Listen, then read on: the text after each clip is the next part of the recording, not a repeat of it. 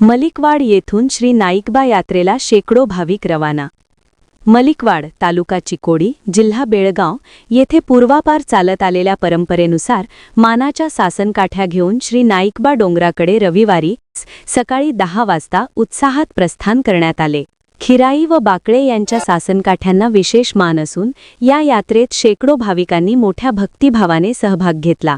यावेळी पारंपरिक वाद्यांचा गजर, हलगींच्या तालावर नाचणाऱ्या सासनकाठ्या आणि जय नाईकबाच्या घोषणांनी संपूर्ण परिसर दुमदुमून गेला होता।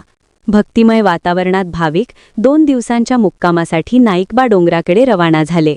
प्रस्थानपूर्वी खिराई यांच्या निवासस्थानी सासनकाठी पूजनाचा कार्यक्रम पार पडला। यावेळी गुरुदत्त कारखान्याचे संचालक व ग्रामपंचायत सदस्य बाळासाहेब पाटील, माजी ग्रामपंचायत सदस्य राजेंद्र पाटील व इतर मान्यवर उपस्थित होते। त्यानंतर ग्रामपंचायत पटांगणात हलगींच्या तालावर सासनकाठ्या नाचविण्यात आल्या। महिलांनी सासनकाठीवर पाणी घालून औक्षण करत पारंपरिक विधी पूर्ण केले। यानंतर गावाशेजारील नाईकबा कट्टा येथे सर्व भाविक एकत्र जमून विधिवत पूजा करून दर्शन घेतले। पुढे मुख्य मार्गावरून सासनकाठीची भव्य मिरवणूक काढण्यात आली। जय हिंद असोसिएशनच्या कमानीपासून सर्व भाविकांसह नाईकबा डोंगराकडे प्रस्थान करण्यात आले।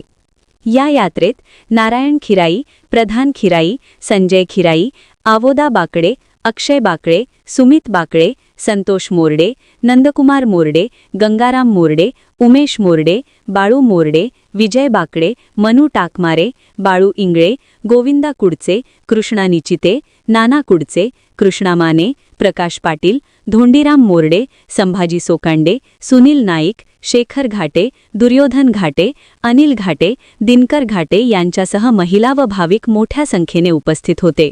विशाल क्रांती न्यूज प्रतिनिधी अमर माने, मलिकवाड। सोबत गाडीतून येत आहेत।